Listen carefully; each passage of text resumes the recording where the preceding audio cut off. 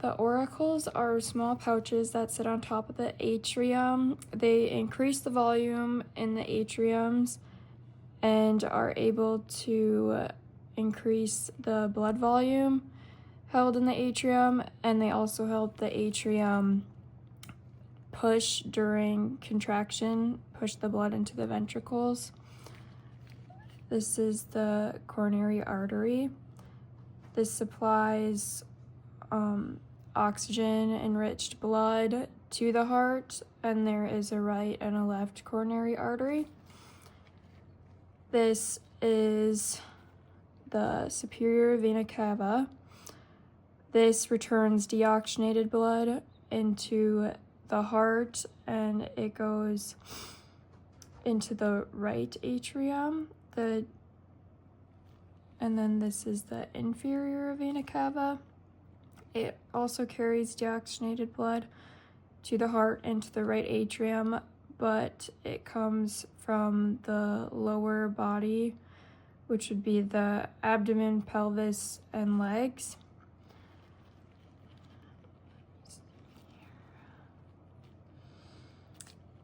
This is the base area of the heart. It is on the posterior side of the heart, and it serves as a point of attachment. The left atrium is the main part of the base, and the base receives blood from the pulmonary veins. The right atrium is also part of the base, and it receives blood from the vena cavas. The apex of the heart is the inferior pointed part of the heart that is mostly the left ventricle. In nursing, I have learned that the apex is the best place to listen to the mitral valve, and the apex of the heart is located in the fifth intercostal space, midclavicular line. So I'm going to open up the heart. I'm going to look at it from this one. The right atrium receives deoxygenated blood from the vena cavas and the coronary sinuses. Then it pushes the blood through the tricuspid valve. The tricuspid valve is a one-way valve that goes into the right ventricle, which would be over in this area.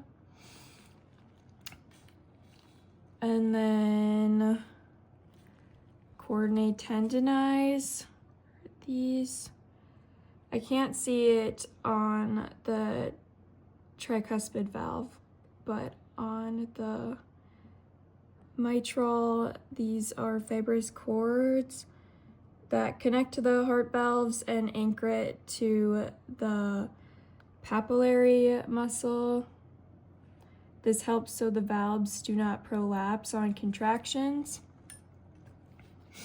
Papillary muscle is this cone-shaped small that anchors the tendons. The interventricular septum, which would be right here, you can kind of see it more right here. It separates the two ventricles so that the oxygen-rich blood and the oxygen-poor blood do not mix. It also contains the bundle of His, and it also adds strength to the heart walls during contraction. The left atrium, which would be over here, receives oxygenated blood from the lungs, and it sends it to the left ventricle through the mitral valve. The mitral valve is in between the left atrium and left ventricle. It opens during diastole and closes during systole. The left ventricle receives O2 enriched blood, and it pumps the blood through the aortic valve. The trabeculae cornea helps to prevent the wall from sticking together during contractions and relaxations, and then they're in both ventricles.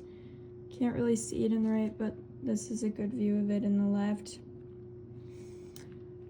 The aortic valve, which is right here, a better view of it right here, is in between the left ventricle and the ascending aorta. It allows blood to enter the aorta during left ventricle contraction. The aorta, which is kind of a good view of it, not. The aorta delivers oxygenated blood to all the body tissues except the lungs. It has 4 main sections: the ascending aorta, the aortic arch, the descending thoracic aorta, and the abdominal aorta. The brachiophasolic trunk is only present on the right side of the body, and it branches into 2 arteries that oxygenate the upper half of the body. The pulmonary artery transports blood to the right and left lung, which allows it to become oxygenated and drop off carbon dioxide to be released on exhalation. And the pulmonary vein carries oxygenated blood back into the heart and enters into the left atrium.